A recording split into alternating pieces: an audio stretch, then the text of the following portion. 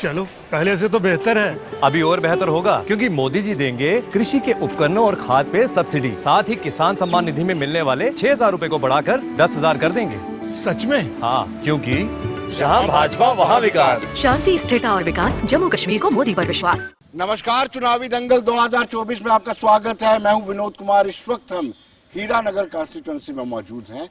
ये स्वर्गीय गिरधारी लाल डोगरा जी की कॉन्स्टिट्यूंसी रही है। 26 साल तक वो फाइनेंस मिनिस्टर रहे हैं, लोकसभा में भी रहे हैं। ये कॉन्स्टिट्यूंसी का एक अपना ही रोल रहा है। डॉक्टर श्यामा प्रसाद मुखर्जी की बात करें, उनका जो आंदोलन हुआ था, जहां हुए बलिदान मुखर्जी, वो कश्मीर हमारा है, जो कश्मीर हमारा है वो सारे का सारा है, उस आंदोलन में भी इस हीरानगर का एक अहम रोल रहा है। लेकिन आज हम बात करेंगे चुनाव 2024 के, जो विधानसभा के चुनाव हैं, अपने आप में ऐतिहासिक चुनाव हैं। ऐतिहासिक इसलिए हैं क्योंकि पहली मर्तबा एक झंडे और एक संविधान के नीचे जम्मू कश्मीर के विधानसभा चुनाव होने जा रहे हैं। आप सब भी जो यहाँ हमारे सामने दर्शक बैठे हुए हैं, ये भी इस बात को तस्लीम करते होंगे, मानते होंगे कि पहली मर्तबा एक संविधान और एक झंडे के तले ये चुनाव होने जा रहे हैं। इसलिए हम इनको ऐतिहासिक चुनाव कहते हैं। और इस ऐतिहासिक चुनाव में हर एक कॉन्स्टिट्यूंसी की अपनी अपनी भूमिका है, और खासतौर पर हीरानगर कॉन्स्टिट्यूंसी की कहें तो ये रिजर्व कॉन्स्टिट्यूंसी थी और अब ये ओपन कॉन्स्टिट्यूंसी हुई है। लिहाजा हर एक व्यक्ति का स्टेक पे सब कुछ लगा हुआ है। हर एक पार्टी चाहती है कि उनका कैंडिडेट जीते। ओपन हुई है, स्वाभाविक सी बात है, जो जीतेगा वो भी एक इतिहास लगेगा कि 5 अगस्त 2019 के बाद जो संवैधानिक बदलाव हुआ, 370 में संशोधन हुआ, 35 को पूरी तरह से रिपील किया गया, उसके बाद जो 2 झंडे हुआ करते थे रियासत के, वो एक में तब्दील हो गए। देश का एक झंडा और एक संविधान यहाँ पर लागू होता है। उसके बाद जो भी पहली मर्तबा 10 सालों बाद ये चुनाव होने जा रहे हैं। हम सब जानते हैं कि जून 2018 को सरकार गिर गई थी, उसके बाद पॉपुलर गवर्नमेंट यहाँ पर नहीं है, उसके बाद से पहली मर्तबा चुनाव हो रहे हैं। इसलिए अपने आप में ऐतिहासिक है। इसलिए हम चाहेंगे कि हम अपने जो पैनलिस्ट हैं उसको इंट्रोड्यूस कराएं। मेरे एक्सट्रीम लेफ्ट में सुभाष कुमार जी हैं, बीजेपी के नेता है, स्पोक्स पर्सन है, फॉर्मर सरपंच है। सुभाष जी, आपका स्वागत है। अजय भारती जी जो भारतीय जनता युवा मोर्चा से ताल्लुक रखते हैं, आपका भी स्वागत है। वेलकम टू दंगल, चुनावी दंगल, आपका भी स्वागत है। रमेश कुंडल जी कांग्रेस से हैं, आपका भी स्वागत है। और सोशल वर्कर करण मन्हास जी भी हमारे साथ मौजूद हैं, क्योंकि इनका भी एक अहम रोल रहता है। यानी आप सोचिए, एक सामाजिक कार्यकर्ता भी अहम भूमिका निभा सकता है। मैं करण मन्हास जी की तरफ से सबको ये गुजारिश करूंगा कि हाँ, कि इलेक्शन कमीशन ऑफ इंडिया ने आज पहले जो पोलिंग हुई है उसमें जो चीज़ें निकल के आई हैं, आज हम एक मरतबा फिर आप सबसे गुजारिश करेंगे कि आप अपने मताधिकार का इस्तेमाल जरूर करें। जिस दिन पोलिंग होनी है उस दिन सुबह ही आप अपना वोट तो कास्ट करें ही करें, लेकिन साथ ही साथ में जो आपके आस पड़ोस में सहयोगी, मित्र, रिश्तेदार हैं, उनको भी कहें कि वोट की ताकत क्या होती है, इससे रूबरू जरूर कराएं। अब हम बात करते हैं मुद्दों की। मुद्दे क्या होंगे? भारतीय जनता पार्टी के पास अलग मुद्दे हैं, कांग्रेस के पास अलग मुद्दे हैं। कांग्रेस ने हाथ मिलाया है नेशनल कॉन्फ्रेंस के साथ। जो नेशनल कॉन्फ्रेंस का मंशूर होगा उस पे कांग्रेस को भी आना ही पड़ेगा। कांग्रेस की भी खिंचाई जो है भारतीय जनता पार्टी के लोग करेंगे। लेकिन शुरुआत में अपने सोशल वर्कर करण मन्हास से करूंगा। करण जी, कितनी विडंबना है कि रेवड़ियां बांटने वाली राजनीति हम पर हावी हो रही है। कोई कहता है मैं इतने सिलेंडर फ्री दूंगा, कोई कहता है 300 यूनिट बिजली फ्री दूंगा। किसी को नहीं पता है कि हमारा रेवेन्यू एक्सपेंडिचर और कैपिटल एक्सपेंडिचर में कितना अंतर आ रहा है और हमारी अर्थव्यवस्था किस जगह जा रही है। इस राजनीति को करण जी कैसे देखते हैं? मैं सबसे पहले इस राजनीति को इस तरह देखता हूं, जिस तरह ये जुमले हमारे ऊपर थोपे जा रहे हैं आने वाले दिनों में, इन लोगों को पूछना चाहिए कि आज तक इन्होंने सत्ता में जो 10 साल के जम्मू कश्मीर इनका एलजी है, सत्ता में जो 10 साल से हैं, सेंटर में इनकी सरकार है, जे हमारे लोगों को क्यों जुमले वादे दे रहे हैं? जो डेली वेजरों की बात है, या कोई बिजली की बात है, या 300 यूनिट बिजली आपने जैसे पूछा, मैं कहना चाहता हूं इनके पास इस समय सरकार है, इनकी सरकार है। जैसे सरकार में पहले क्यों नहीं दे सकते हमें, बाद में क्यों दे रहे हैं? सेंटर में इनकी सरकार है, स्टेट में इनका एलजी बैठा है, गवर्नर साहब बैठे हैं। रोज जुमले वादे, रोज हमारे लोगों के ऊपर नहीं थोपी जा रही है सियासत। क्या हम लोग सियासत का एक कच्चा बन गया है या कोई कुज्जा बन गया है? जैसे देसी भाषा में कहते हैं कि कुज्जा, हम लोगों के ऊपर कुज्जा फेंका जा रहा है। हर बार मैं इनको एक पर्टिकुलर पार्टी नहीं है करण जी, सारी ये अपनी पार्टी से शुरू होता है, फिर कांग्रेस में भी आता है, फिर बीजेपी तक भी आता है। हर एक सियासी जमात में ये आदत पड़ गई है कि आप मुफ्त की रेवड़ियां बांटकर, प्रलोभन दे करके वोट हासिल करें। जिन वादों को आप पूरा भी नहीं कर सकते वो भी वादे कर रहे हैं आप। ये चुनाव का माहौल है, ये वोट बटेरने के लिए इस समय बड़े बड़े वादे कर रहे हैं। मैं तो कहता हूं कि जो भी वादे कर रहा है इनको अपनी सरकार के टाइम की चीज बतानी चाहिए। जब हमारी सरकार स्टेट में थी हमने क्या किया और क्या हमारा करना बाकी है। जैसे अभी बीजेपी की सरकार है, ये इस समय क्यों नहीं डेली वेजर पक्के करते? जैसे पीएचई के डेली वेजर हैं, जहां ऑल डिपार्टमेंट के डेली वेजर हैं, ये एसपीओ को क्यों नहीं? सुभाष जी से मैं जानना चाहूंगा, पहले रमेश कुंडल से जानना चाहूंगा। आपने कहा कि हम सरकार में आएंगे तो सबसे पहले पूर्ण राज्य का दर्जा दिलवाएंगे। जब आपके पास ये अधिकार ही नहीं है, ये अधिकार सेंट्रल गवर्नमेंट के पास है, सेंट्रल गवर्नमेंट ने देना है, तो आप स्टेट के लोगों को क्यों बरगलाते हैं?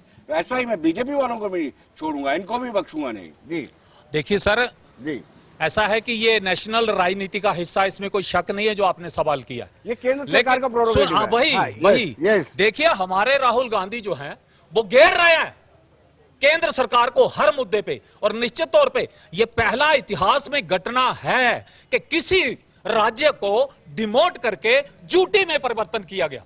तो इस तरह से हमारा जो राहुल गांधी है, इस समय एलओपी भी हैं, वो बिल्कुल वहां पे मुद्दा उठाएंगे और प्रेशर बनाएंगे। बहुत सारे मुद्दों पे हमने सरकार को पैर जो है वो पीछे खींचने पड़ रहे हैं, अपने जो फैसले थे गलत वो वापस लेना पड़ेगा। निश्चित तौर पे इस मुद्दे पर भी सरकार को लौटना पड़ेगा और हम हर हाल में आप ऐसा नहीं ना कि आप पब्लिक को कि हम आएंगे तो पहले पूर्ण राज्य का दर्जा, जब आप दे ही नहीं सकते, जो आपके पास लॉलीपॉप है ही नहीं, वो कैसे देंगे? मैंने बोला लड़ने की ताकत दी है ना हमें, लीडर ऑफ ऑपोजिशन दिया है ना लोगों ने हमें। ये लोगों की ताकत है, लोगों के वोट की ताकत है कि आज 100 सीट आई है कांग्रेस की, तो हमें ये पावर दी है, हम ये बात रख सकते हैं। क्यों नहीं रख सकते? दम के साथ रखेंगे। और हमें जो है पूरा विश्वास है इस मुद्दे पर सरकार को झुकना। साहब एक सवाल साथ में ले लेता हूं। जहां जो मंशूर नेशनल कॉन्फ्रेंस का है कि पाकिस्तान से बातचीत करेंगे, हम उनको छोड़ेंगे, पत्थरबाजों को छोड़ेंगे, रिहाई देंगे। जिन लोगों को बर्खास्त किया गया है, जिनके रिश्ते आतंकवादियों के साथ थे, उस बर्खास्ती के फैसले पर पुनर्विचार करेंगे। इससे सहमत है आप? एक मिनट, मैं इससे भी सहमत नहीं हूं। और राजनाथ जी जब होम मिनिस्टर थे 8,500 पत्थरबाजों को छोड़ा था, उसका सवाल भी, उसका भी जवाब मुझे चाहिए। सुभाष जी आपसे जवाब चाहिए। आप देखिए ना, यूं तो आप कहते हैं बाप बेटी की सरकार है, आप कहते हैं अब्दुल्ला खानदान, मुफ्ती खानदान और गांधी खानदान इन्होंने लूट लिया है।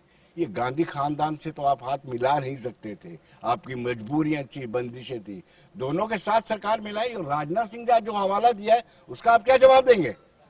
सबसे पहले तो मैं जितने भी मेरे यहाँ हीरानगर वासी आए हैं, अपने दर्शकों को जो समर्थक हैं उनसे कहूंगा कि जो कुछ सवाल पूछना चाहता है वो पूछ सकता है। उनके पास माइक जाएगा। मेरे सहयोगी ऋषि जी यहाँ पे हैं, रंजीव जी जहाँ हैं वो आपके पास आएंगे। जी, तो सबसे पहले हमारे यहाँ जो हीरानगर निवासी जहाँ आए हुए हैं सभी का मैं आभार व्यक्त करता हूँ, नंदन अभिनंदन करता हूँ कि इस चर्चा में आप लोग भी शामिल हुए हैं। और दूसरा, मैं मीडिया के बंधुओं का भी नमस्कार करता हूँ, आपका भी आभार व्यक्त करता हूँ कि चर्चा का विषय आपने ये बनाया है, क्योंकि राजनीति में यही होता है कि जब तक चर्चा ना हो तो राजनीति में मजा नहीं आता है। तो चूंकि अब आपने कहा, हमारे सोशल वर्कर एक्टिविस्ट करण जी ने कहा ये सरकार जुमलेबाजी देती है, मैं ये कह दूं सारा वर्ल्ड जानता है बीजेपी जो कहती है वो करती है। बीजेपी कभी भी जुमलेबाजी नहीं देती है। इसका 10 साल का इतिहास देखो। इनके बीजेपी के हमारे जो घोषणा पत्र हुआ था उसमें हमने यो भी वादा किया, अगर हमने ट्रिपल तलाक का वादा किया हमने वो कानून तोड़ा। हमने मंदिर का वादा किया, हमने मंदिर बना दिया। हमने 35 से 370 का वादा किया, हमने तोड़ दिया। कहने का भाव यह है कि बीजेपी कभी भी उधर से एक यूथ का सवाल, उधर से यूथ का सवाल है। 2 करोड़ नौकरियां, 2 करोड़ नौकरियों की बात कर रहे हो। 2 करोड़ नौकरियों की बात, अब ये कह रहे हैं सरकारी नौकरियां। पहली बात, ऐसा किसी ने कहा नहीं है, ये एक लोगों ने क्रिएट कर दिया है, अपनी तरफ से क्रिएट किया। और जहां तक नौकरियों की बात आती है तो प्राइवेट सेक्टर इतना ज्यादा फला फूला है, सरकारी नौकरियां भी अभी आ रही हैं, हो रही हैं, तो नौकरियां तो मिल ही रही हैं। J&K की बात करें, J&K की बात करें, अभी हमारी सब इंस्पेक्टर की भर्ती हुई थी तो वहां 1200 सब इंस्पेक्टर लगे हैं, जो लगभग 1000 जम्मू के हैं और 200 वो श्रीनगर के हैं। तो अभी उनको श्रीनगर वालों को पीड़ा हुई कि भाई श्रीनगर के 200 हुए, जम्मू के लगभग 1000 हुए। भाई अभी ही तो सही मौका आया है, तो पहले तो ऐसे ही लगते जा रहे थे। फिर हमारे अकाउंटेंट्स जो इसमें लगे हैं 4200 जी रूरल डिपार्टमेंट में, उनकी भी भर्ती हुई है। अभी पुलिस की भर्ती होने वाली है, उसमें हमारी लगभग 4200 लोगों की भर्ती होने वाली है। चलिए एम्प्लॉयमेंट तो हो रही है। जी जी सुभाष जी, एक सवाल लीजिए। और उनका 1000 रुपया फार्म का भरा गया, लिया गया, वो रेवेन्यू कहाँ गया? भर्तियां कैंसिल हो गई, रेवेन्यू कलेक्ट कर लिया, उस रेवेन्यू का क्या किया? क्या वो रेवेन्यू वापस आया लड़कों को, युवाओं को? वो सवाल है हमारा। पहले पिछले 10 साल से नौकरियां नहीं मिली, अब कहाँ से मिलेंगी नौकरियां? रेवेन्यू कहाँ गया बच्चों का? वो चाहिए, उसका जवाब चाहिए। क्यों छोड़ो बच्चे दिहाड़ी, जिसके ये जवाब जो बीजेपी की तरफ से जरूर आना चाहिए, जरूर आना चाहिए ना। बच्चों को दिहाड़ी लगा के बाप बच्चों को 1000 रुपया दे के ये अभी जवाब 1000 रुपया दे दिया कि मेरा बच्चा भर्ती होगा, ना वो 1000 रुपया वापस आया, ना वो लिस्टें निकली, वो सारी कैंसिल हो गई, एयरफोर्स की पोस्टें सारी निकल गई। इसका जवाब वो किधर गया? चलिए जी, अजय भारती जी इसका जवाब देंगे, मैं आपको बताते चलो। एक सवाल और भी इनसे पूछूंगा कि ये स्टेट से यूटी बनी है, और मैं वो सवाल पूछ रहा हूँ भाई साहब, आप सबने देखा होगा, आप सबने देखा होगा भाई साहब आप जवाब लेंगे ना? आप सबने देखा होगा भाई साहब, हम सबने देखा होगा कि बीजेपी का हेडक्वार्टर त्रिकुटा नगर हेडक्वार्टर के बाहर डेली वेजर्स भी प्रोटेस्ट करते रहे, सारे प्रोटेस्ट करते रहे, और ये खड़े होकर के उनके बीच में उनको एश्योर करते रहे, लेकिन उनकी दिल्ली में सुनवाई नहीं है। दिल्ली में भाजपा नेतृत्व स्टेट की सुनवाई बिल्कुल नहीं करता है। क्यों? विनोद जी जो ये बात कर रहे हैं, बंधु जी ये बात कर रहे हैं CISF BSF के एस्पिरेंट थे, जो चलिए ये बात कर रहे हैं CISF BSF के एस्पिरेंट की। उन युवकों के साथ मैंने भी उस एजिटेशन में भाग लिया था। जब मुझे कंफर्म हुआ कि जो मेडिकल तक था वो बच्चे मेरिट में थे, मेडिकल के बाद जो कट ऑफ निकलता है उसमें वो मेरिट में एग्जिस्ट नहीं कर रहे थे। तो जब हमें जे PMO में डॉक्टर जतिंदर सिंह ने कहा कि हम कानून को ताक पे रखकर कुछ निर्णय नहीं कर सकते, जे बच्चे मेरिट लिस्ट से बाहर हैं, इसलिए हम इनको नहीं ले सकते।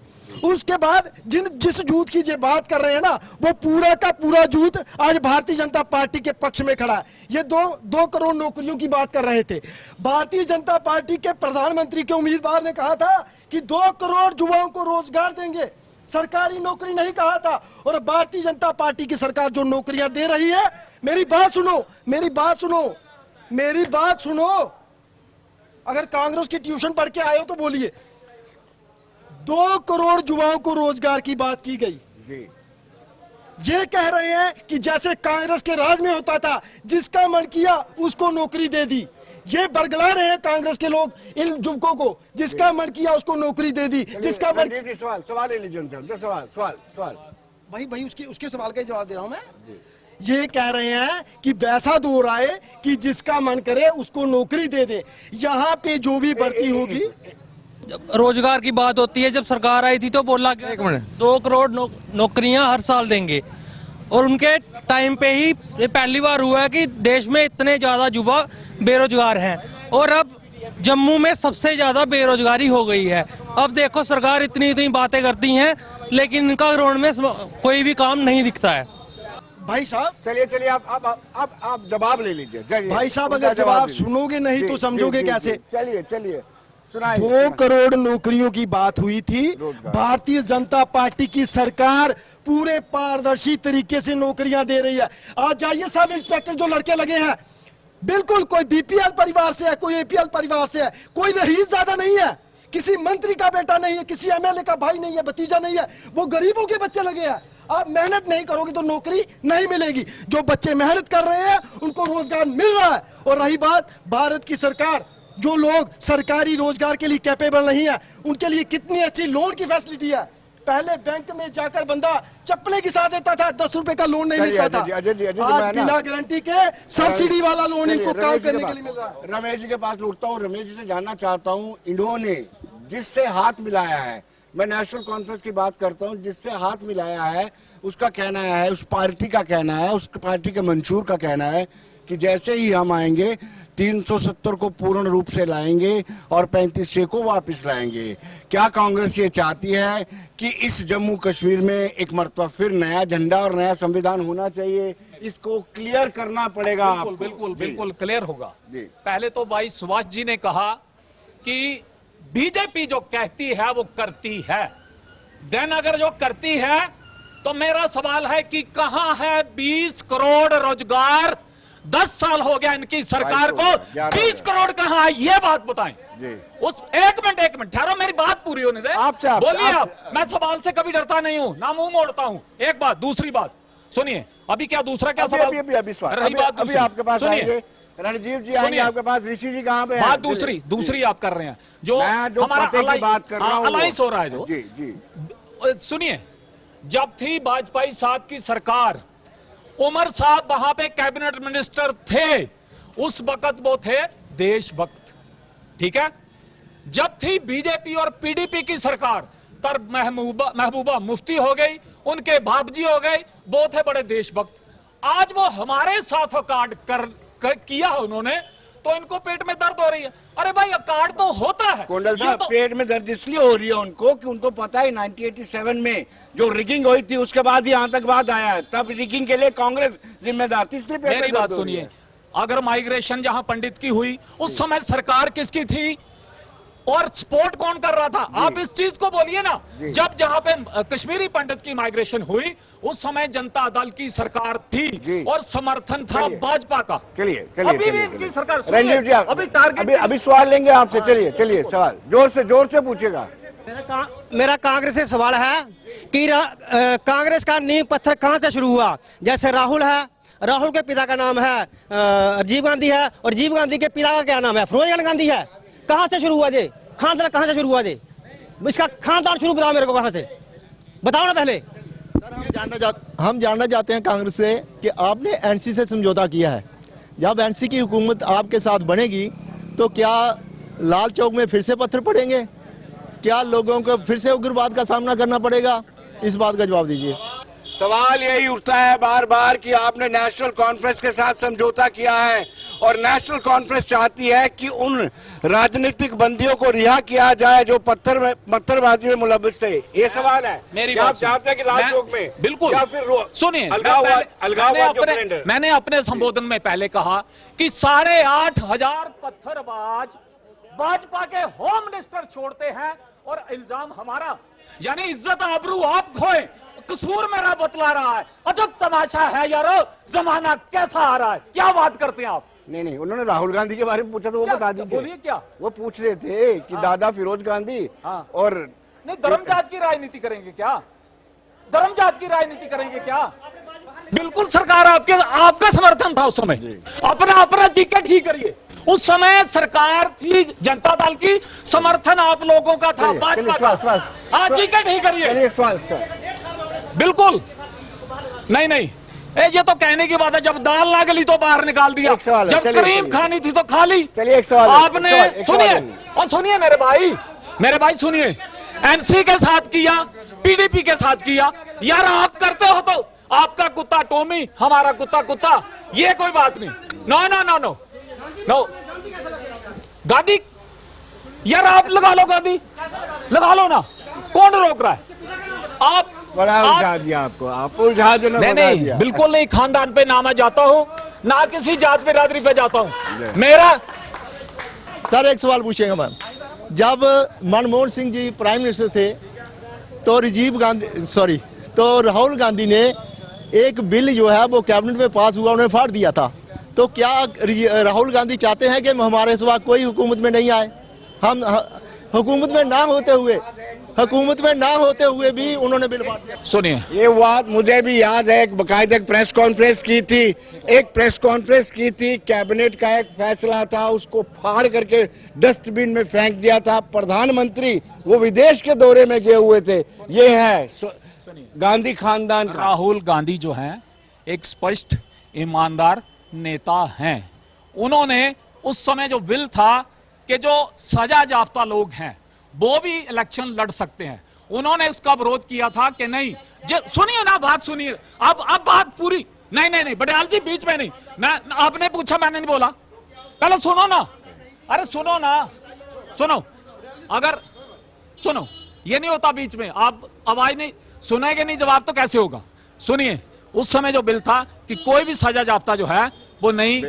सवाल ये था कि कैबिनेट द्वारा पारित बिल था, ठीक है, काबीना ठीक है, यूपीए की थी, काबीना यूपीए की फिर थी। क्या? पूर्ण डेमोक्रेसी है सर।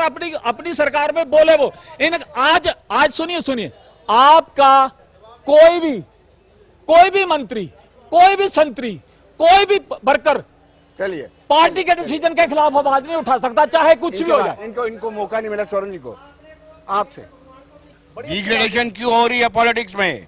आप सोशल वर्कर है, सोशल एक्टिविस्ट है, आप बताइए। पॉलिटिक्स के ऊपर लोगों को भरोसा जो नहीं है, जैसे आपस में लड़ रहे हैं, मैं सभी को हाथ जोड़ के ये विनती करता हूं कि जो अपनी अपनी बात रखनी है, सबसे पहले आपके आगे, सबसे हीरानगर वासियों के आगे हाथ जोड़ के विनती है, जो भी बोले एक एक करके बोले, एक करके बोले।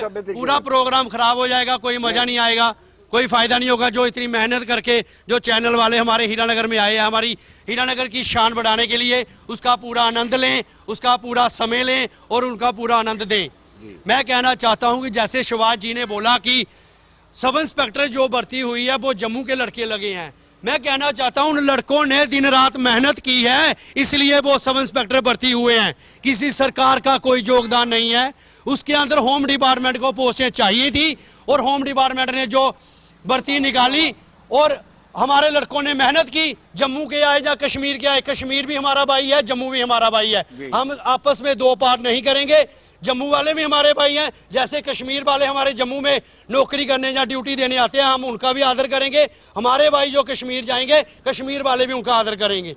रही बात हमारे जम्मू की, जम्मू में पहले भी नौकरियां थी, आज भी थी। इनकी सरकार भी, कांग्रेस की सरकार भी थी सेंटर में और भाजपा की सरकार भी थी, तब भी भर्तियां होती थी। जो होम डिपार्टमेंट का है वो अपना सर्कुलर है, हम अपनी दादागिरी नहीं जमा सकते। होम डिपार्टमेंट के अंदर जितनी उनके पास वैकेंसी होती है वो वैकेंसी निकालेंगे और हमारे लड़के मेहनत करके नौकरियां उपलब्ध करवाएंगे। सुभाष जी, हम बात करते हैं रोजगार की, और रोजगार को लेकर के आपने बहुत सारी लिस्टें क्वैश की। या तो आप मान लीजिए कि कोई फ्ला था, आपसे गलती हुई थी, या फिर आप बड़ा दुरुस्तीकरण करना चाहते थे। जी चलो, पहले तो मैं ये कहूंगा कि हमारे कुंडल जी ने कहा कि जब हम उनसे कोई अलायंस करते हैं तो हम गलत ठहराए गए, जब बीजेपी उनसे अलायंस करती है तो बीजेपी ठीक हो गई। बिल्कुल गलत बोला इन्होंने। देखिए, जब बीजेपी किसी के साथ समझौता करती है तो वो अपनी कंडीशन से करती है, वो उनकी कंडीशन पे नहीं करती। हम उनकी गोद में नहीं बैठते, उनको हमारी गोद में बैठना पड़ता है। हम अपनी कंडीशन पे बात करते हैं। तो जब तक एनसी हो या पीडीपी हो, जब तक उन्होंने हमारी कंडीशन को माना तब तक हम उनके साथ अलायंस में रहे। जब हमको लगा कि जो हमारी कंडीशन के विरुद्ध जा रहा है तो हमने अलायंस को तोड़ दिया। लेकिन ये लोग क्या करते हैं, ये उनकी गोद में जाके बैठ जाते हैं। वो लोग कश्मीरी हुर्रियत वाले कह लो, सॉरी कांग्रेस वाले कह लो, एनसी वाले कह लो, पीडीपी वाले कह लो या अलगाववाद वाले कह लो, वो जैसे इनको चलाते हैं ये वैसे उनके हिसाब से चलते हैं। ऐसा नहीं चलेगा, बीजेपी ऐसा चलने ही नहीं देगी। मैं आपके पास आता हूँ।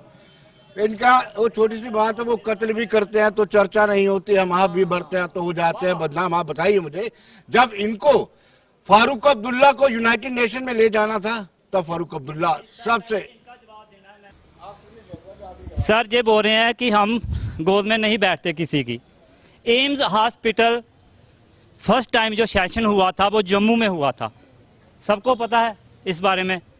बीजेपी और पीडीपी की सरकार आई, फिर ये कश्मीर में क्यों चला गया? लिखत में जम्मू में था, कश्मीर में चला गया। उसके बाद एजिटेशनें हुई, जम्मू में एडवोकेट ट्रांसपोर्ट सारे बंद हुए, पैंथर पार्टी जितनी भी पार्टी थी सब ने प्रदर्शन किया कि एम्स जम्मू में चाहिए।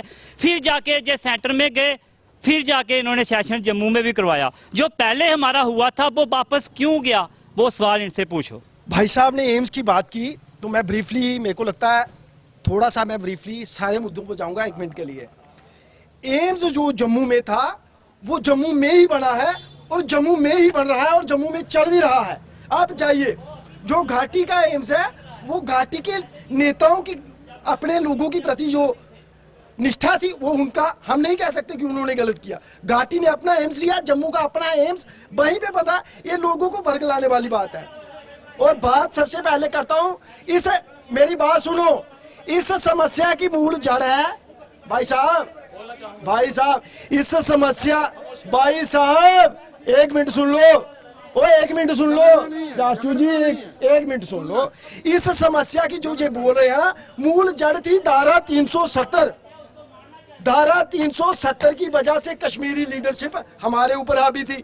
धारा 370 को तोड़ा गया, तोड़ा नहीं गया, उसको चीर फाड़ करके बाहर फेंका गया।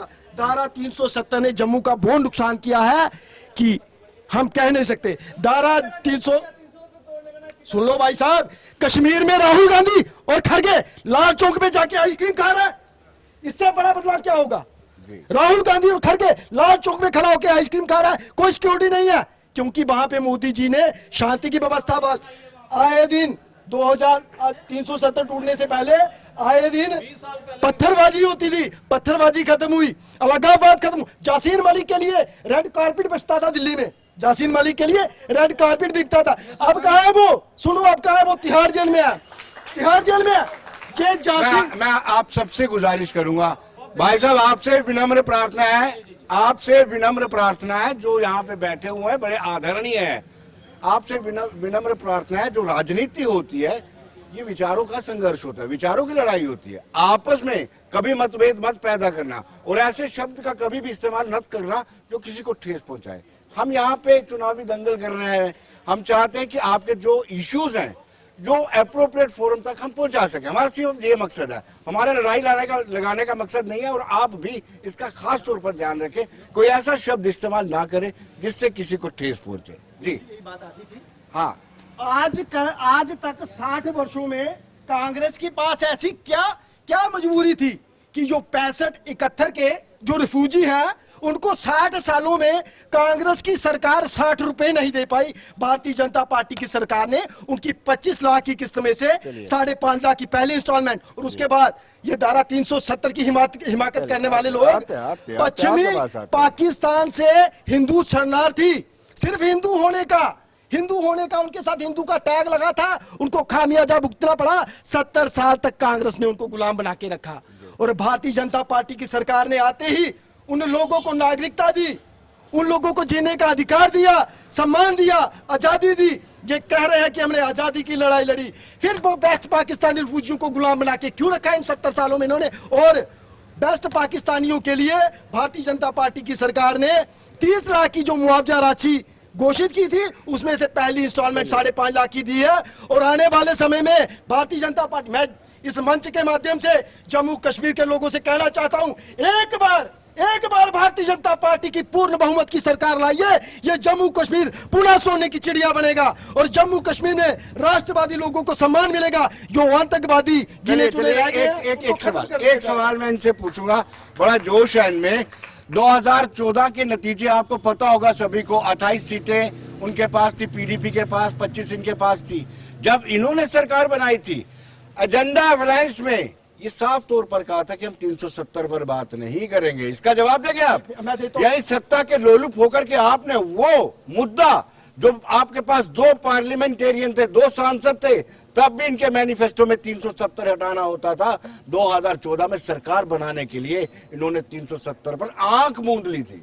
विनोद जी, जम्मू इतना पिछड़ चुका था कश्मीर के मुकाबले में कि हमें बराबरी पे लाने के लिए कुछ शर्तों पे समझौता किया, पर मैं आपको बीच की बात बताता, सत्ता के लिए नहीं, कश्मीरी पंडितों का जो विस्थापन हुआ था उनके लिए, जो 65-71 के रिफ्यूजी थे उनके लिए, पीडीपी को समर्थन दिया था। अगर जब बात आई, एक मुद्दा उठा कि जम्मू कश्मीर से जो कश्मीरी पंडित विस्थापित होकर गए हैं उनको घाटी में कॉलोनियों में बसाया जाएगा। चलिए एक कड़वा सवाल, चलिए आप बड़ा टाइम बड़ा, आपसे एक कड़वा सवाल बाद में लूंगा, सवाल अभी छोड़ जाता हूं आपके पास।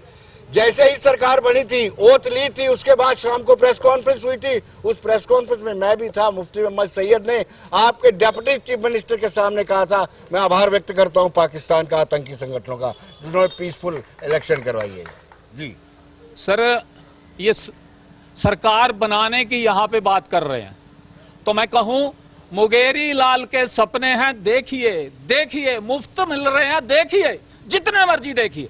अरे भाई साहब, जब ये शायद उतनी सीटों पे चुनाव नहीं लड़ रहे जितनी बहुमत के लिए चाहिए, तो फिर ये कहते हैं कि हमारा स्पष्ट बहुमत आएगा। कोई जादू की छड़ी है क्या? कैसे आएगा? मैं कह रहा हूं आपको, ये जाएंगे। आप अपने आंकड़े दुरुस्त कर लीजिए। ये 61 या 62 सीटों पर लड़ रहे हैं और चुनाव के लिए 46 चाहिए। 52 पे लड़, 62 पर 62।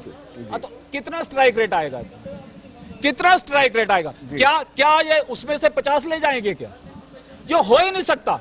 एक बात सुनिए, सुनिए, अभी सुनिए।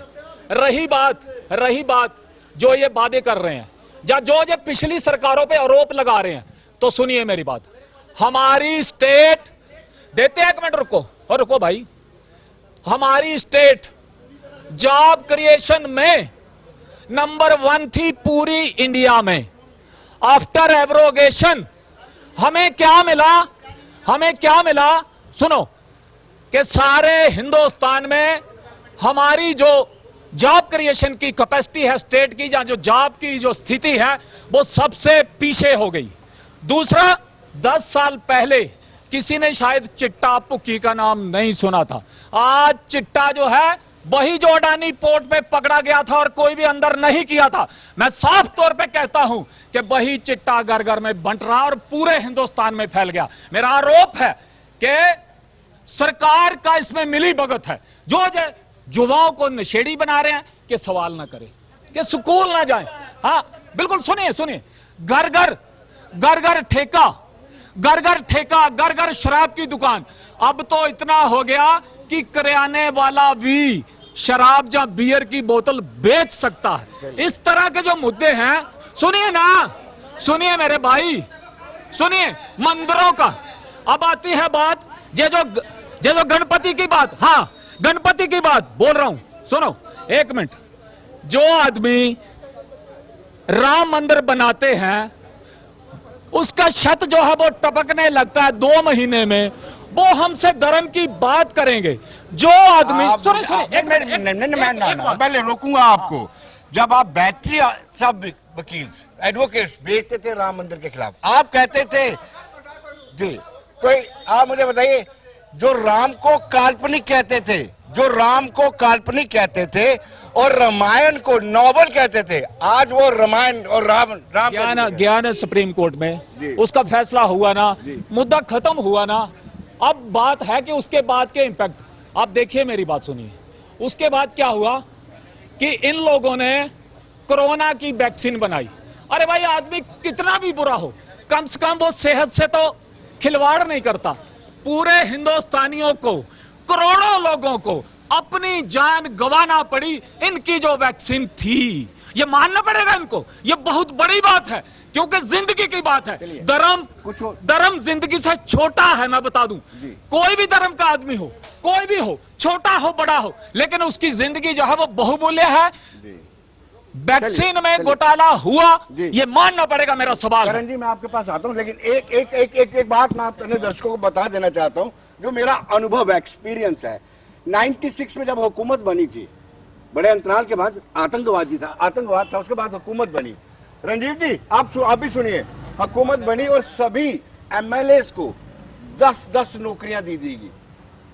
ये पैटर्न था नौकरियां देने का, 10-10 नौकरियां। सिगरेट की डिब्बी पे नौकरी मिलती थी, अभी भी वहां पे सेक्रेटरीट में जाएंगे वो डिब्बियां लगी हुई हैं। ये पैटर्न था पहले नौकरी देने का। अब आप पूछे सवाल जी। कितनी बड़ी डेवलपमेंट देखना चाहते हैं आप? ये जो चुनाव अभी यहाँ पे 2024 के असेंबली के चुनाव हैं, तो क्या देखते हैं डेवलपमेंट तो हर आदमी चाहता है, कौन नहीं चाहता डेवलपमेंट हो। डेवलपमेंट तो चाहिए, लेकिन बहुत कमीशन ही डेवलपमेंट नहीं चाहिए। डेवलपमेंट चाहिए लेकिन कमीशन वाली नहीं चाहिए। मुफ्त में ये बांटो डेवलपमेंट कहाँ से होगी? सब हर चीज मुफ्त में बांट रहे हैं, डेवलपमेंट कहाँ से होगी? मुफ्तखोरी बंद करो, मुफ्तखोरी बंद होनी चाहिए। इनका ये जो मैं बात कर रहा था करण जी से कि रेवड़ियों की राजनीति खत्म होनी चाहिए, क्योंकि इससे अर्थव्यवस्था हमारी डिक्लाइन कर जाएगी पूरी तरह से। मैं करण जी के पास जाना चाहूंगा। करण जी, जिस तरीके से इस वक्त यहाँ डिस्कशन चल रही है, इसको आप किस तरीके से देखते हैं? मैं तो डिस्कशन इस तरफ से देखता हूं कि जैसे लोग आपस में लड़ रहे हैं, इनको लड़ना नहीं चाहिए। तो मैं बात करता हूं अपने हीरानगर की, जो हीरानगर कॉन्स्टिट्यूंसी में आज आप आए हो। हीरानगर कॉन्स्टिट्यूंसी की बात करता हूं, जहां भी हम रहेंगे कांग्रेस में, ठीक है, सोशल वर्कर हैं हम, लोगों का काम करेंगे। आपका भी काम किया होगा शायद किसी मौके पे या किसी मौके पे या किसी टेबल पे आपका भी कोई काम की, आपका भी भगवान आपको याद करवाएगा, समय पे कोई काम किया होगा आपका भी। हम जहां पर्सनल बात किसी की नहीं करेंगे। हम अपने हीरानगर विधानसभा की बात रखेंगे। जो हमारे हीरानगर विधानसभा के अंदर जो परेशानी आ रही है, सबसे बड़ी परेशानी बिजली, पानी नहीं है, जहां पे इंफ्रास्ट्रक्चर नहीं है। क्या आज तक हीरानगर सिटी का लोड चेक किया गया?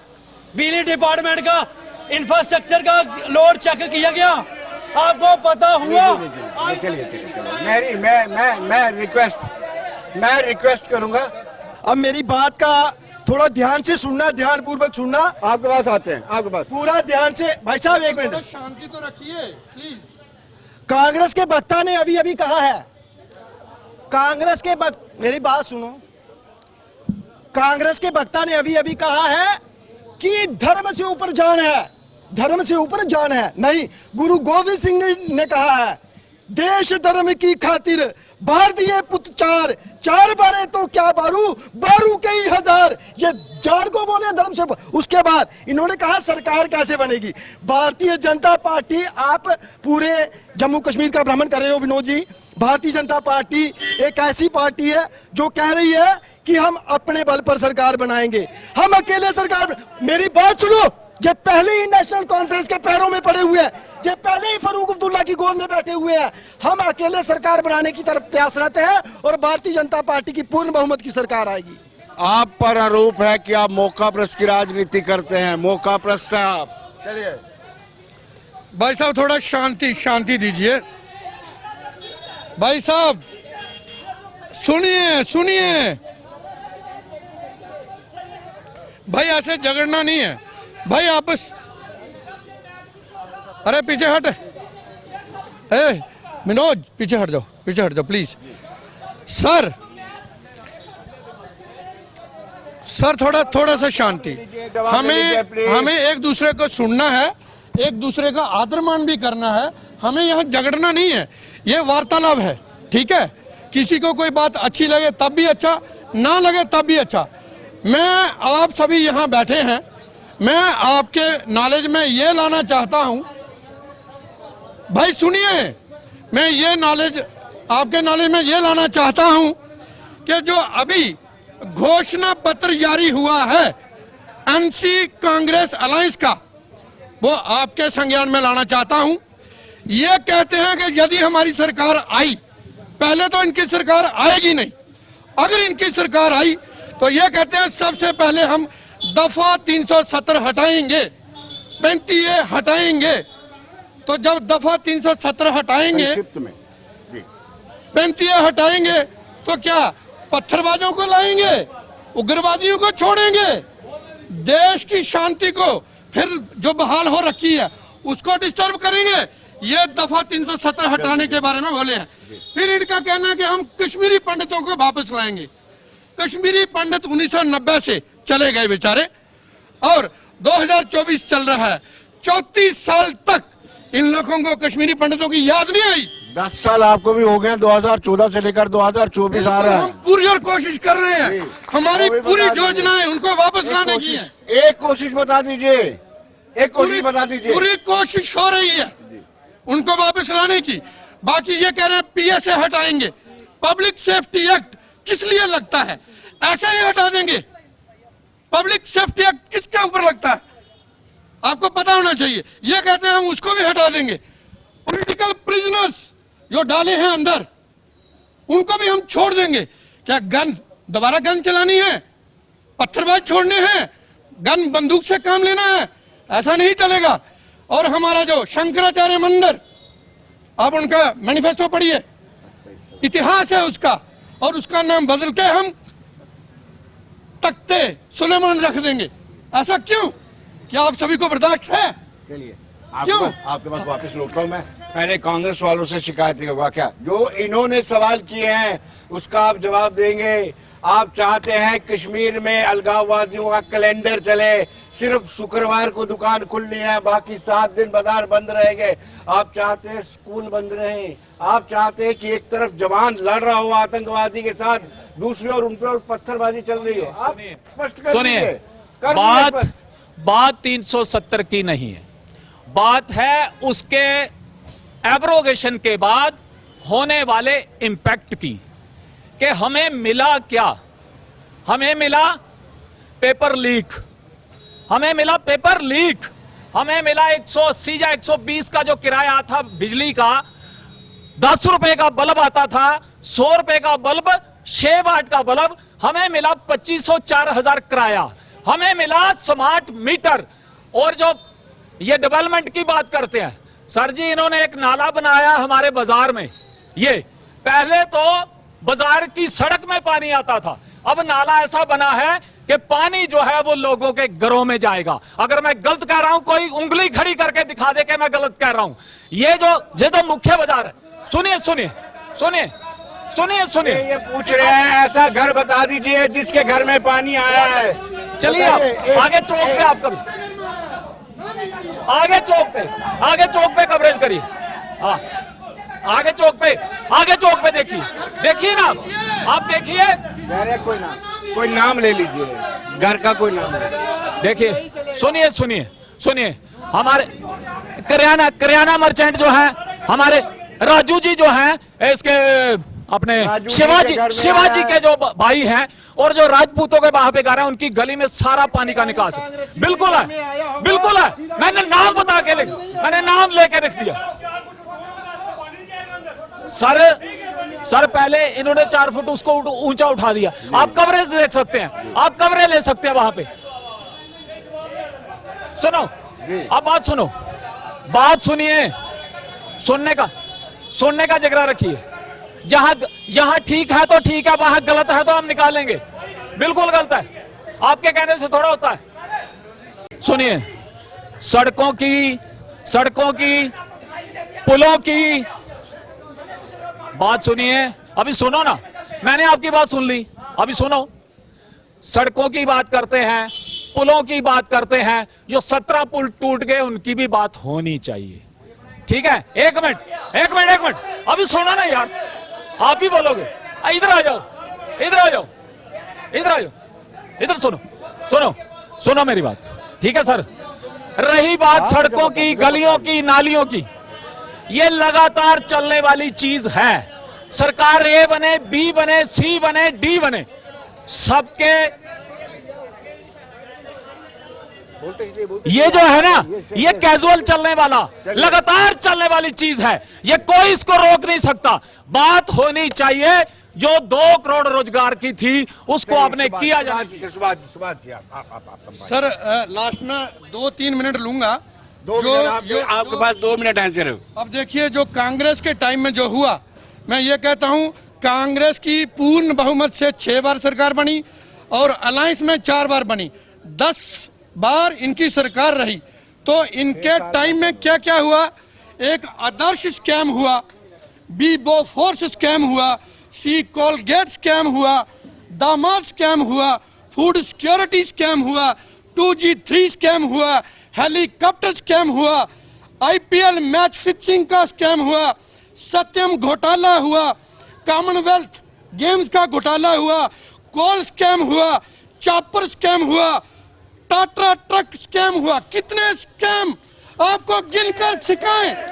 कितने स्कैम बताएं? कांग्रेस घोटालों की सरकार रही, हमेशा हिंदुओं के खिलाफ इन्होंने काम किया। जब जब ये सरकार आई, हिंदू इनको पसंद नहीं है।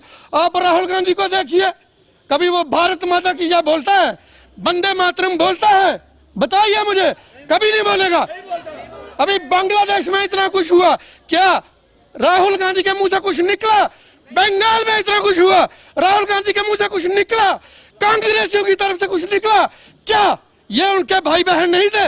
ये पर्टिकुलरली खास करके एक पर्टिकुलर जमात की हिमायत करते हैं, हम भी उसका आदर करते हैं, लेकिन ऐसा करके आप दूसरी राजनीति कर रहे हैं कि लोगों को फाड़ दिया जाए, देश के टुकड़े टुकड़े कर दिए जाए। समय इजाजत नहीं दे और रहा है। मैं लास्ट में विनोद जी, जो हीरानगर में हुआ है, हीरानगर की जनता को, अवाम को तो हमें बताना पड़ेगा ना कि हीरानगर में क्या हुआ अभी तक। मैं बता देता हूं, विजय जी जो हमारे प्रत्याशी हैं, ठीक है जी, मैं उनकी बात करता हूं, वो मेरा हक बनता है, और जो दूसरे प्रत्याशी हैं वो इनके बारे में ये जानते हैं।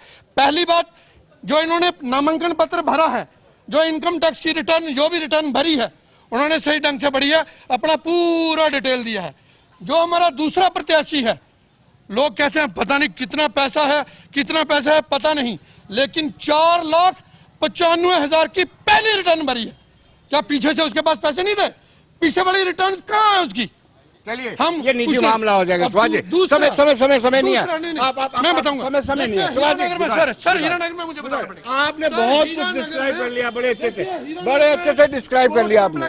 जी बना बहुत जी। चलिए सुभाष जी आपका मैं बहुत शुक्रगुजार हूँ, और अजय भारती जी का बहुत शुक्रगुजार हूँ, रमेश कुंडल जी आपका भी बहुत शुक्रगुजार हूँ, कंवल जी आपका भी बहुत शुक्र हूँ। एक मिनट मैं सबको लास्ट में ये कहना चाहता हूँ, अजय जी, मैं सबको लास्ट में ये कहना चाहता हूँ, भाजपा की सरकार हो या कांग्रेस की सरकार हो, जो शंकराचार्य मंदिर को देखेगा आंख उठा के उसकी आंखें फोड़ देंगे। क्या बात है, बहुत आप सबका, आप सरकार लगा सकती जो भी शंकराचार्य मंदिर। चलिए सुभाष जी आपका बहुत शुक्रिया, अजय जी आपका शुक्रिया, रमेश कुंडल जी आपका शुक्रिया, करण जी आपका शुक्रिया। दर्शकों, आप सबका लेंगे, उनको भी सरकार आप सबका आभार व्यक्त करता हूँ। तो दर्शकों, आप बने रहिए देश दुनिया की खबरों के लिए। मुझे दीजिए इजाजत, नमस्कार। श्रीनगर हमारे जम्मू में इतने टूरिस्ट कब आएंगे? अब आएंगे, क्योंकि मोदी जी यहाँ के ऐतिहासिक स्थानों को इंटरनेशनल पहचान दिलाएंगे। मेट्रो और इंटरनेशनल एयरपोर्ट बनेगा, जम्मू बनेगा स्पेशल टूरिस्ट हब। सच में? हाँ, क्योंकि जहाँ भाजपा वहाँ विकास। शांति, स्थिरता और विकास, जम्मू कश्मीर को मोदी पर विश्वास।